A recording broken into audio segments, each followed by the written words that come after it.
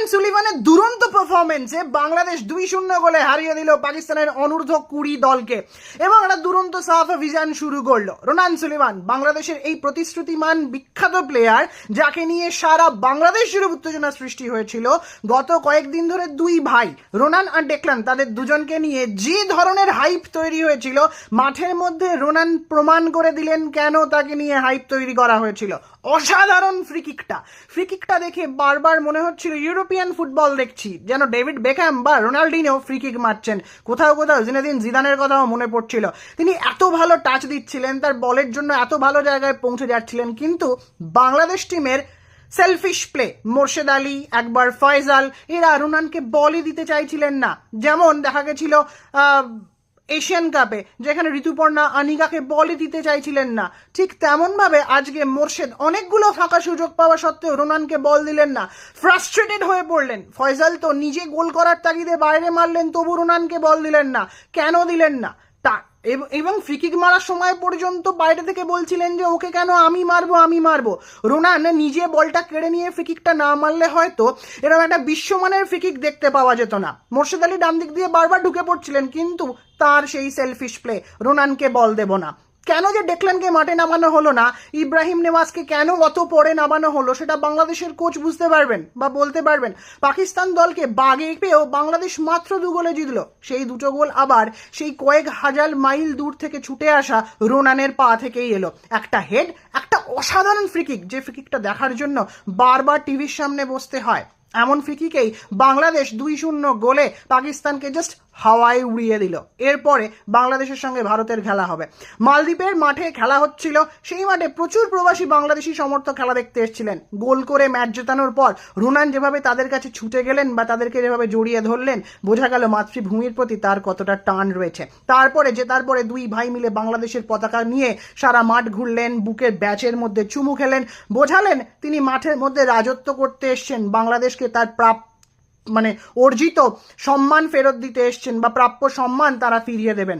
ডেকলানকে পরের দিন শুরু থেকে নামানো হোক, ইব্রাহিমকেও শুরু থেকে নামানো হোক, যে কোনো দলের বিরুদ্ধে এরা পাহাড় প্রমাণ প্রেশার তৈরি করতে পারবে। ভারতের বিরুদ্ধে এই দুজনকে অবশ্যই দলে দরকার। ভারতের টিম কিন্তু পাকিস্তানের মতো ছেড়ে দেবে না, বা তারা এই মোর্শেদ বা ফয়সালের ভুলগুলো ভুলে যাবে না। তারা মনে রাখবে যে ফয়সাল পাস দিতে চান না, রোনান ফাঁকা দাঁড়িয়ে থাকলেও বলের জন্য ফ্রাস্ট্রেটেড হয়ে গেলেও তাকে তিনি বল দেবেন না। আর এই পারফরমেন্সের পর অবশ্যই রোনানের জন্য স্পেশাল মার্কিংয়ের ব্যবস্থা করবেন ভারতের কোচ অবশ্যই। সাফ কিন্তু খুব একটা সহজ নয়। বাংলাদেশের নিজস্ব যারা প্লেয়ার, তারা গ্রুপিং তৈরি করে ফেলেন যারা বাইরে থেকে খেলতে আসে তাদের বিরুদ্ধে। তারা ভাবেন এদেরকে কোনোভাবে দল থেকে সরিয়ে দিলে আমরা নিজেরা ভালো একটা জায়গায় যেতে পারবো, কিন্তু তাদের কাছে দেশের সম্মানটা নগণ্য হয়ে যায়। ন্যাশনাল টিমের ক্ষেত্রেও দেখা যায়, সিনিয়র ন্যাশনাল টিমে শুধুমাত্র হামজা চৌধুরী নিজের ক্ষমতা বলের জন্য বা তার অত বড় স্ট্যাচারের জন্য তাকে সবাই সম্মান করতে বাধ্য হয়। তাই জন্য সমিত বা কিউবা বা ফ্যামেদুল বা জায়ানকে মাঝে মাঝেই সাইড লাইন হয়ে যেতে হয় দুরন্ত পারফরমেন্স করার পরেও। রোনান, ডেকলান, ইব্রাহিম নেওয়াজ, এদের মতো প্লেয়ারদের যেন সাইড লাইন না হয়ে যেতে হয়। এরা কিন্তু বাংলাদেশের সম্মান ফেরত দেবে। বাংলাদেশের জন্য এই দুরন্ত পারফরমেন্স তারা বাংলাদেশের সমগ্র ফুটবল জনতাকে আরো মাঠমুখী করবে। তারা বলতে পারবে যে আমাদের অনূর্ধ্ব দলও তৈরি রয়েছে যে কোনো এশিয়া স্তরের টিমের বিরুদ্ধে লড়াই করার জন্য।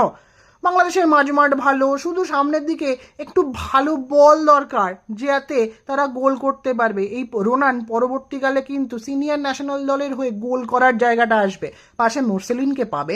Ronan, Declan, Ibrahim Newaz, Casper কোথায় আছেন জানি না, বিতোষককে কেন নেই সেটাও জানি না। তারপরে এখান থেকে বাংলাদেশের সিনিয়র টিমে এরাদের সুযোগ দেওয়া উচিত, খুব তাড়াতাড়ি কল করা উচিত তাদেরকে, কারণ বাংলাদেশের সিনিয়র টিমে এরা যত তাড়াতাড়ি সুযোগ পাবেন বাংলাদেশ দল তত ভালো। আরে অবিশ্বাস্য ফ্রিকিক, বারবার ফ্রিকিকটা দেখছি জানেন, এত অসাধারণ ফ্রিকিক রোনান মারলেন আর মেরেই যেভাবে ছুটে গেলেন, তার একটা অরা কাজ করছিল।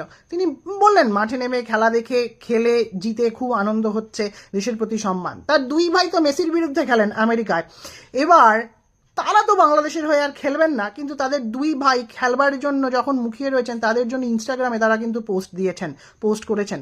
একদম সকাল থেকেই জেগেছিলেন তাদের খেলা দেখার জন্য। এই রোনান ডেকলান তাদের দিদা বাংলাদেশি হওয়ার জন্য, মানে নানি যাকে বলে, তিনি বাংলাদেশি হওয়ার জন্য বাংলাদেশের জাতীয় দলে খেলার সুযোগ পেয়েছে এবং দুরন্ত পারফরমেন্স তাদের জোরেই আজকে বাংলাদেশ পাকিস্তানকে হারাতে পেরেছে। এবং আন্ডার 20 সাফ ফুটবলে তাদের যে দুরন্ত পদার্পণ হলো এবং তারপরে তারা বুঝিয়ে দিল তারা রাজ করতে এসছে।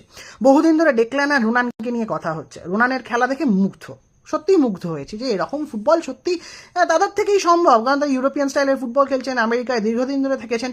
কিন্তু বাংলাদেশ দলে যে গ্রুপিংটা আছে, মোর্শেদ আর ফয়সালকে বুঝতে হবে দেশের সম্মান আগেই ব্যক্তিগত সম্মানের থেকে, ব্যক্তিগত সম্মান পরেও অর্জন করা যাবে। দেশের সম্মান অর্জন করলে সারা পৃথিবীর মানুষ তাকিয়ে দেখবে, তখন প্রতিটা মানুষকে এক একজনকে চিহ্নিত করে তারা বলবে ওই তো বাংলাদেশের প্লেয়ার। কিন্তু যদি তারা নিজেদের কথা ভাবতে চায় তাহলে বাংলাদেশের ফুটবল কোনোদিনই এগোবে না, ওই একই জায়গায় পড়ে থাকবে। তাদের এগিয়ে নিয়ে যাওয়ার হলে দলগত পারফরমেন্সের উপর যোগ দিতে হবে, রোনানকে সাহায্য করতে হবে, ফয়সালের রোনানকে সাহায্য করা উচিত, নিজেরও তাদের থেকে তখন সেই একই রকম সাহায্য পাবে। তাদের দেখে শেখা উচিত কী ধরনের ফুটবল খেলতে হয়, কী ধরনের ইউরোপিয়ান স্টাইলে ফুটবল হয়, তাদের পেস, তাদের স্কিল, তাদের সঙ্গে থেকে তাদের থেকে মোটিভেশন নিয়ে নিজেদের উন্নতি করা উচিত। কিন্তু না, তারা কি করছেন, তারা নিজেরা গ্রুপিং করছেন, নিজেরা তাদেরকে বল দিতে চাইছেন না। আরে দেশ আগে, পরে ব্যক্তিগত, ব্যক্তির থেকে দেশ সবার আগে। দেশ যত বড় হবে তত মানুষের পরিচিতি বাড়বে। বাংলাদেশ ফুটবলে দ্রুত এগিয়ে চলেছে।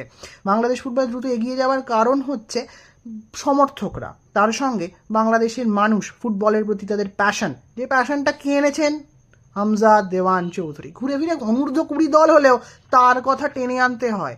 এরপরে ভিয়েতনামের সঙ্গে বাংলাদেশ সিনিয়র দলের ম্যাচ আছে, জুনিয়রদের ম্যাচ ভারতের সঙ্গে 28 তারিখ, একটা দুরন্ত ম্যাচ হবে। বাংলাদেশ কিন্তু অসাধারণ ফুটবল খেলছে।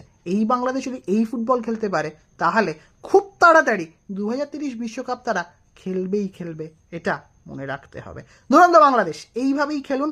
Ronan, what a play, what a free kick it was, ওয়াহ, মার্ভেলাস, absolutely stupendous.